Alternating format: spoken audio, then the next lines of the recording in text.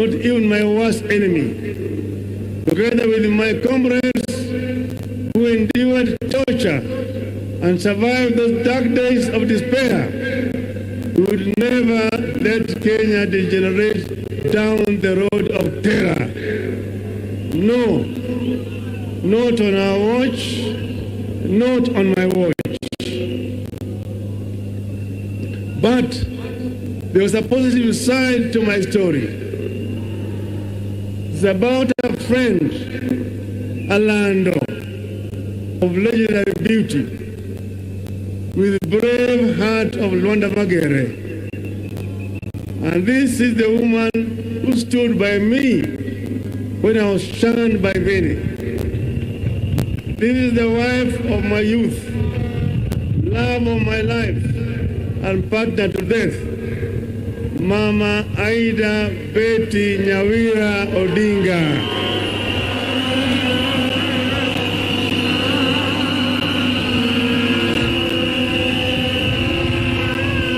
In those hard times of long and uncertain incarceration, if I was not reading the Holy Bible, I found deep solace in Mama Aida's love and support. She became a constant guest of the police cells through constant arrest and harassment. I can't thank her enough. Thank you, darling. Fellow citizens, what makes a great nation is not the men it produces, but the men it honors.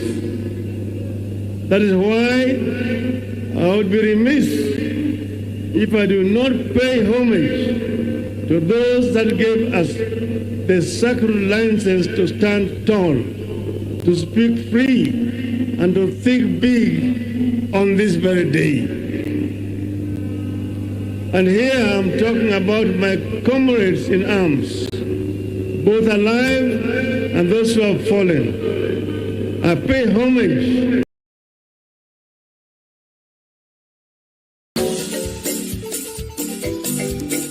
Mambo vipi?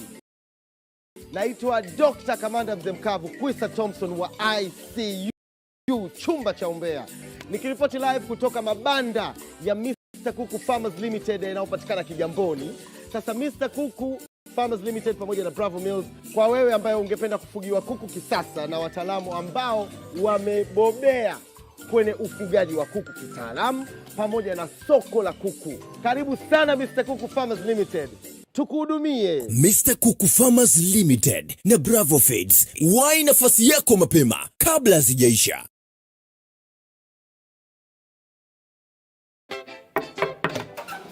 Niaje bro, ndio kufika.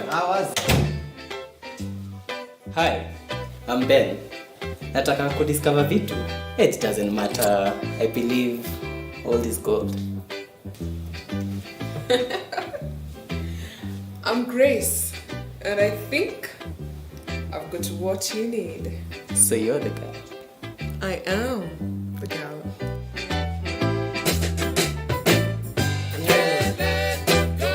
I can't let you go, baby.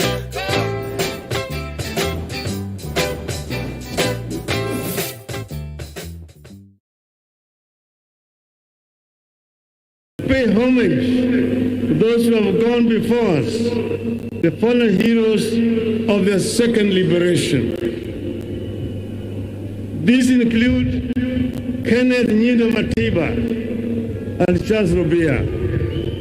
Many do not recall that I was detained at Community Maximum Prison on the same day with two compatriots on the 5th of July 1990 for demanding multipartyism.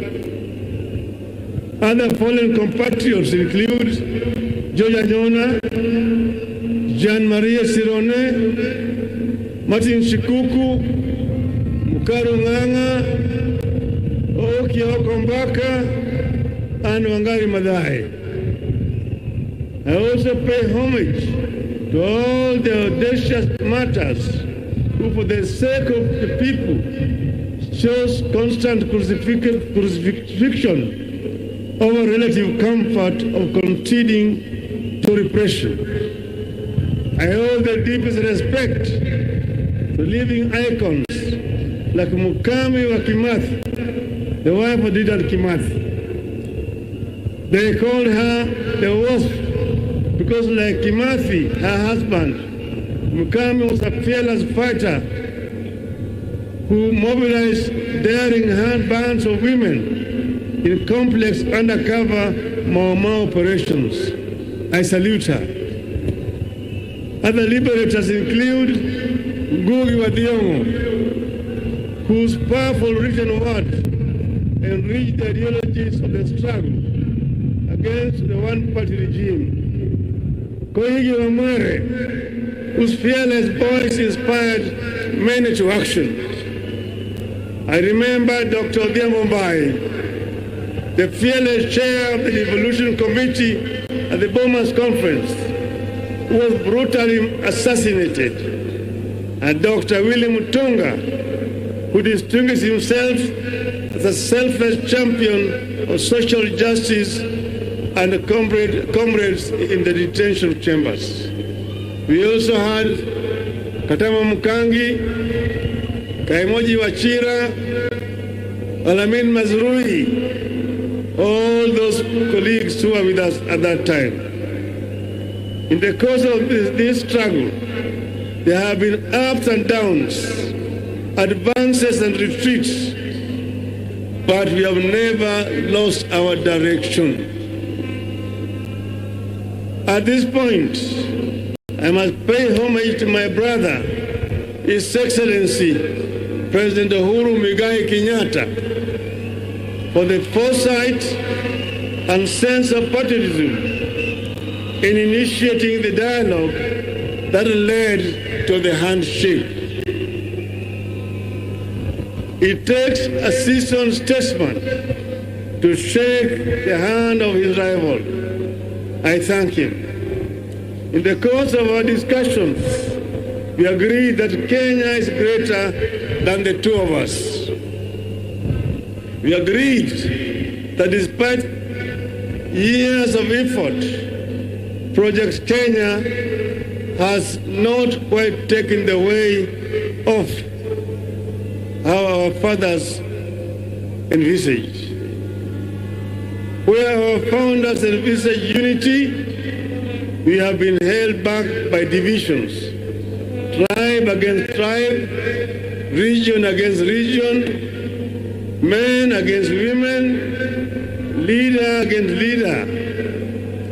As if these divisions have not been costly enough, there are still massive efforts by other people to divide us further, as rich and poor, young and old. We agreed that where our fathers dreamt of plenty within our borders, poverty has taken deep roots in our land. We agreed that we must deal a deadly blow to corruption before it brings down our country. We resolved to work together to unite our people in order to realize the Kenyan dream as coined by our founding fathers. Justice is our shield and defender. May we dwell in unity, peace and liberty. Plenty be found within our borders. That is the foundation of the AZIMIO La Umoja. I must add here that with this reconciliation, I ask for nothing, and I will never ask for anything except the opportunity to serve.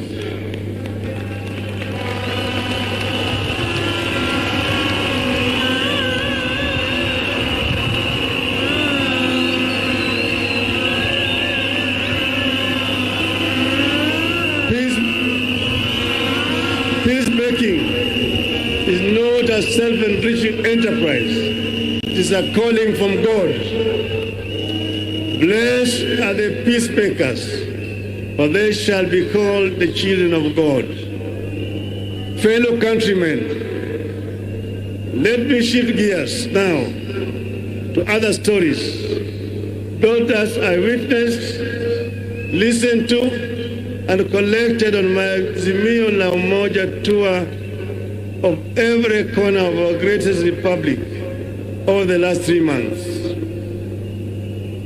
This meeting today, the culmination of the AZIMIO La Umoja journeys we have taken together. And you have already seen through the videos some of the issues that were raised during the consultations. Kenyans spoke from their hearts during the 15 AZIMIO La Umoja mammoth meetings. At the coast, wananchi reminded me that land issues remain a subject of pain. Many families long for the privilege of possessing family land that they can pass down to generations. They cried about the huge impact of the standard gauge railway on their businesses.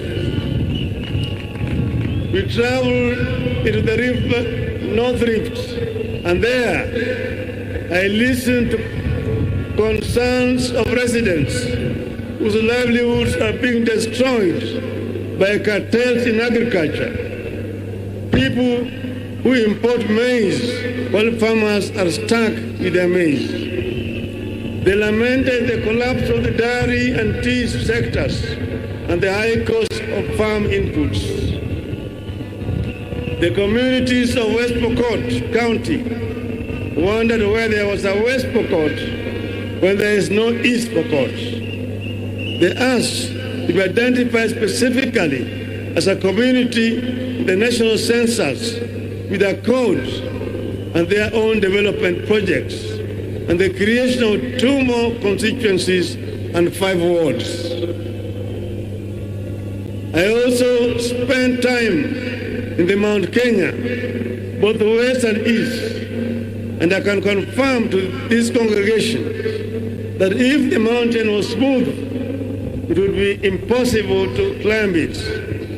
The mountain has to be bumpy for you to scale it.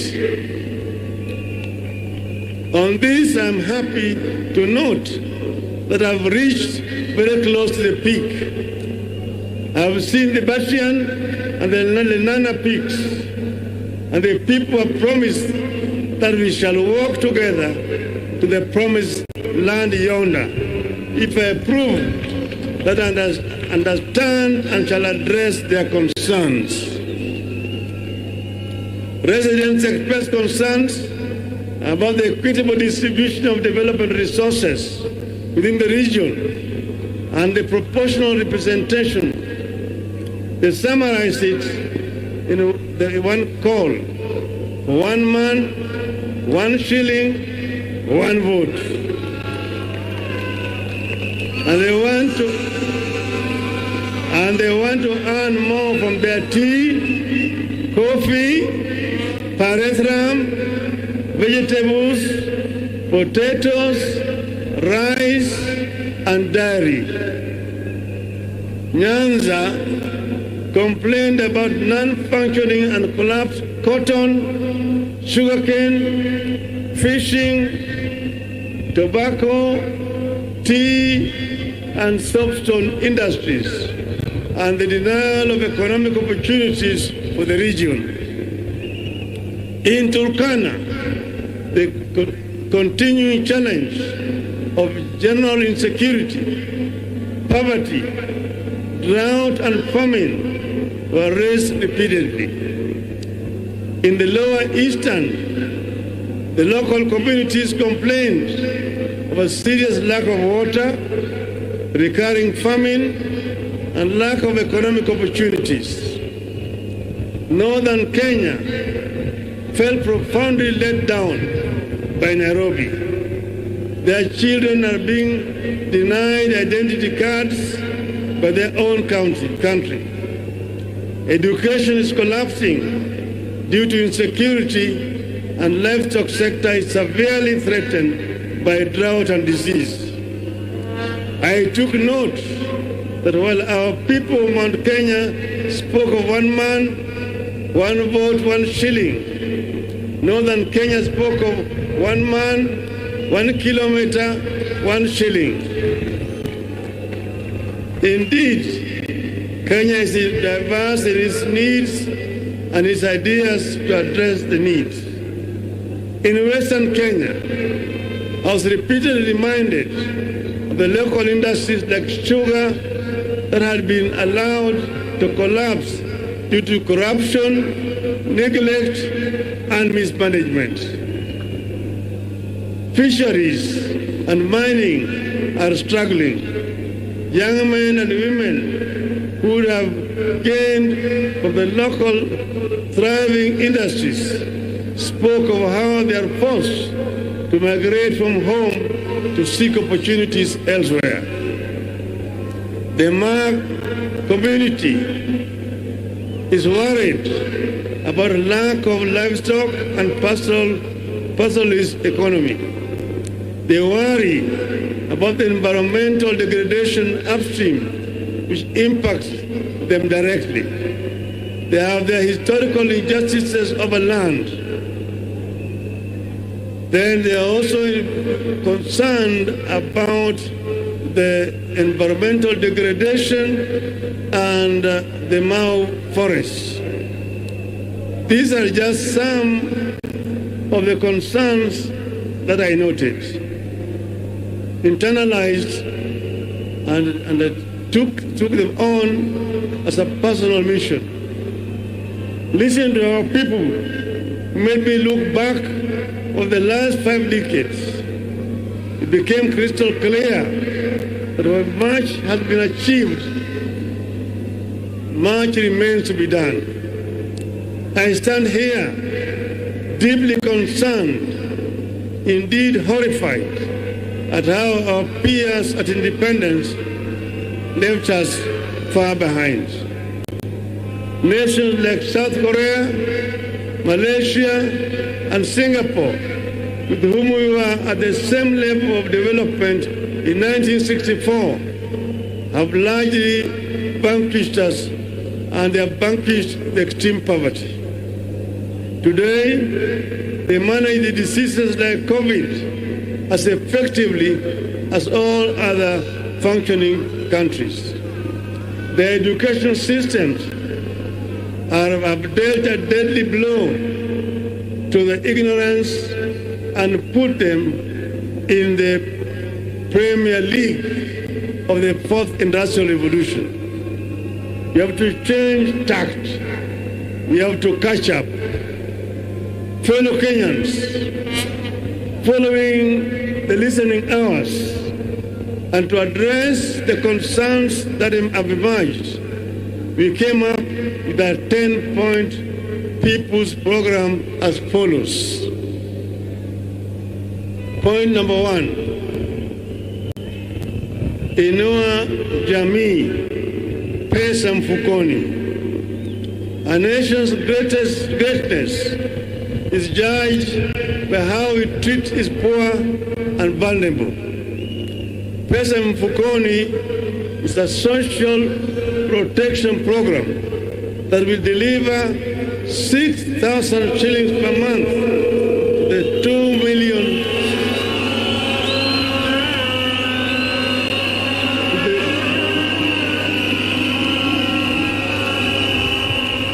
to the 2 million of the country's most needy families.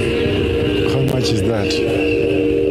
And I want to emphasize, it is not a handout, but an investment. That is interesting. And a foundation for a new transformational value chain that will also trigger massive economic activity and create thousands of localized small-scale businesses and enterprises across the country. This will lead to millions of jobs and the eventual development of a thriving middle class. The resulting middle class and small and medium enterprises will be a robust market for larger, more national corporations. Point number 2, Baba Care. Each of us has experienced the all-consuming strain that accompanies the ill health of a family member.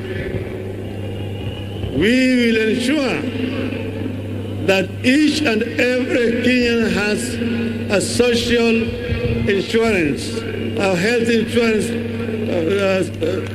plan. Those who cannot pay, the government will pay for them, so that no Kenyan should die or suffer or lack because of lack of money. Point number 3, kazi kwa wote. This is about securing the welfare of the people by generating avenues for productivity through job creation programs, for investing in the critical Juakali sector and other micro and macroeconomic stimulation schemes. Point number 4, uchumi kwa kina mama. This will focus on the true multipliers of the wealth in our community, our women. The program will unlock access to financing for women-led businesses and provide support for women and other enabling factors such as access to assets for production, land tenure, and a proportional representation in all government levels. Point number 5, hashtag inawezekana. We know that our youth are closer to the future than we are, but they are exploited as cannon fodder for bad politics. Now more than ever, we need to invest in preparing our youth for that future. The program will equip our youth with the mindset, skills, funds, and technology to enable them innovate at par and even surpass their global counterparts. Point number 6, waste not a single child. Education is non-negotiable. This program will be an aggressive scheme to ensure that all, not some of our children, get rightful access to quality education. Point number 7, for Northern Kenya. Sorry. Point number 7, fukuza njaa. The aim here is not to merely feed, but to generate agricultural bounty that Kenya has the potential to produce. We will factor in climate change, adaptation, and mitigation to support and help realize high agricultural productivity across the nation. Point number 6 is about Northern Kenya, where children have dropped out of school because of lack of teachers. We will have affirmative action program to ensure that teachers are admitted at lower rates so that we can have sufficient teachers to teach in schools in Northern Kenya.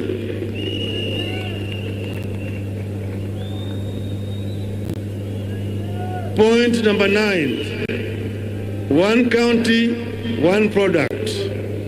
I firmly believe that the idea of devolution in Kenya has the transformative potential of rich mineral mines, abundant oil fields, and other traditional markets of our nation's affluence. One county, one product program designed to be a launch pad to a Kenya which consumes its products, exports excess, and registers surpluses, no deficits. The national government will support materially and technically towards an ultimate vision where the 47 counties will begin industrializing at unstoppable rates. The 10th pillar of my vision has to do with the principles of administrative continuity. By continuity, I mean building and improving on the gains that have been made by the administrations that came before.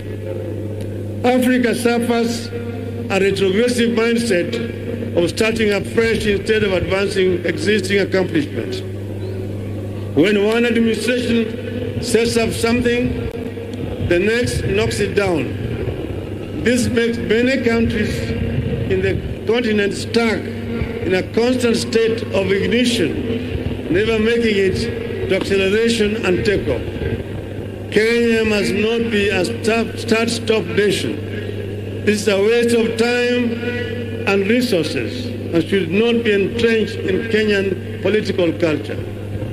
For example, President Kenyatta's Linda Mama program could not have worked without the construction of health facilities and upgrading of transport networks that we undertook during the Grand Coalition government. The plan for a rapid bus transit system could not have been operationalized without the construction of the Thika and Mbagathi roads. The plan for the Lamu port dates back to 1972 when President Mwai Kibaki was finance minister. It took almost 50 years for it to be launched by Kibaki as president in 2012 as he was leaving office. President Uhuru Kenyatta took it up in 2013, ran with it, and has implemented it. Lamu project is one whose ultimate vision I see clearly. Ignoring it squanders opportunity. By another 50 years, to have a world-class transshipment hub that will reap exceptional economic benefits for our country. My manifesto will bear a crystallized description of the 10-point People's Program, delving into workings and plans that will actualize it for the people. These are just but highlights of new programs that we shall roll out to respond to needs expressed at AZIMIO La Umoja events. Very soon, ladies and gentlemen, I will unveil a detailed manifesto addressing the critical concerns like corruption, public debt, industrialization, ICT and digital economy, promotion and protection of businesses, and particularly protection of private property. Our business community deserves protection and they will get it. Fellow citizens, at the top of our national government, where leadership is exercised to the maximum in governing and changing our nation is the presidency. The president makes a difference in the life of this nation. Having listened to your calls during our conventions, giving my credential to this congregation and the nation at large, and having spelled out the people's aspirations as I understand them under the AZIMIO La Umoja, and having given my 10-point vision for Kenya on this day of December 10th, 2021, I, Raila Odinga,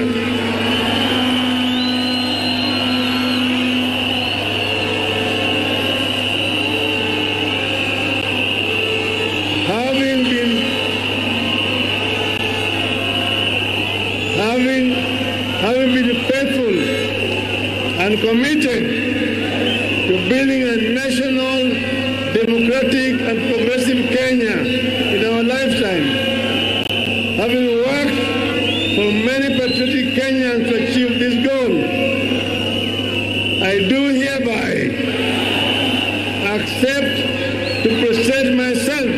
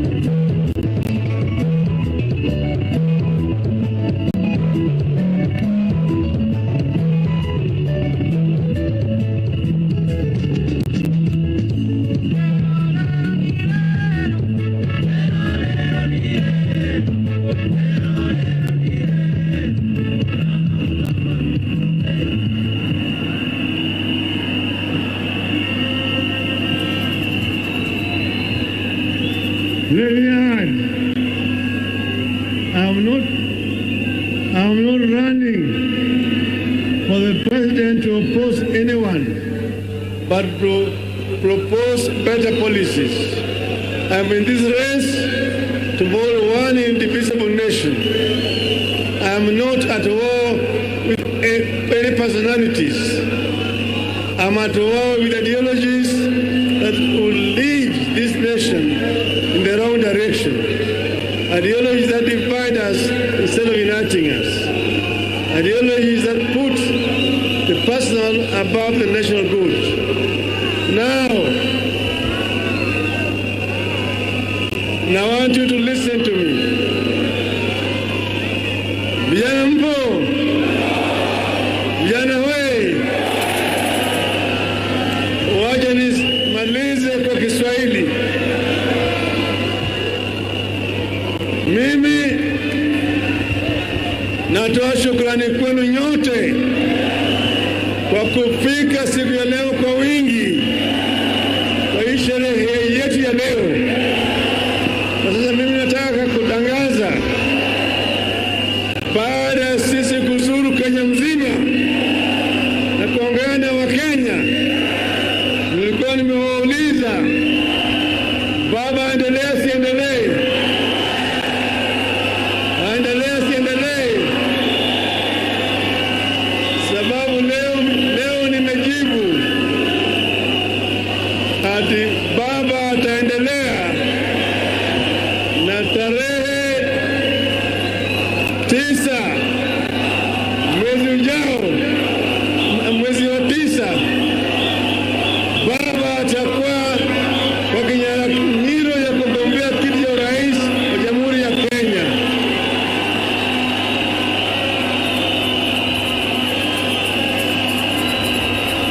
Vijana we,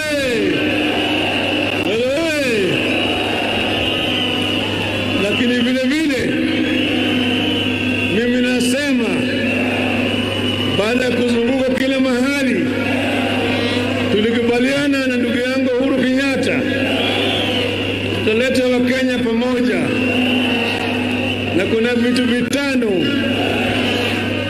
Moja naitwa utu, pili ni undugu, tatu ni umoja, nne ni usawa, tano uzalishaji. Haya yote tukuunganisha pamoja na kinaitwa Azimio la Umoja. Kwa hivyo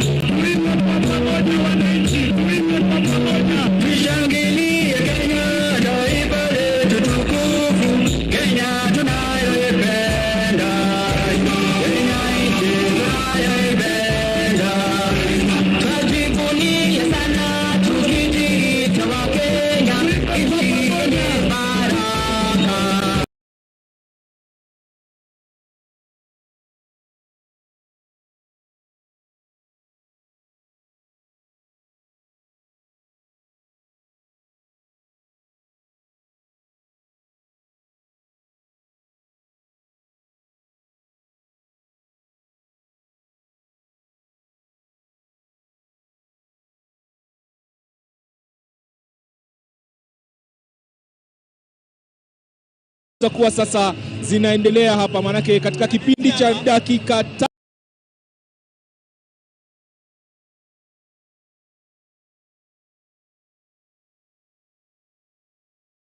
tano, mtazamaji, Mheshimiwa Raila na msafara wake basi atakuwa ni mwenye kuingia hapa na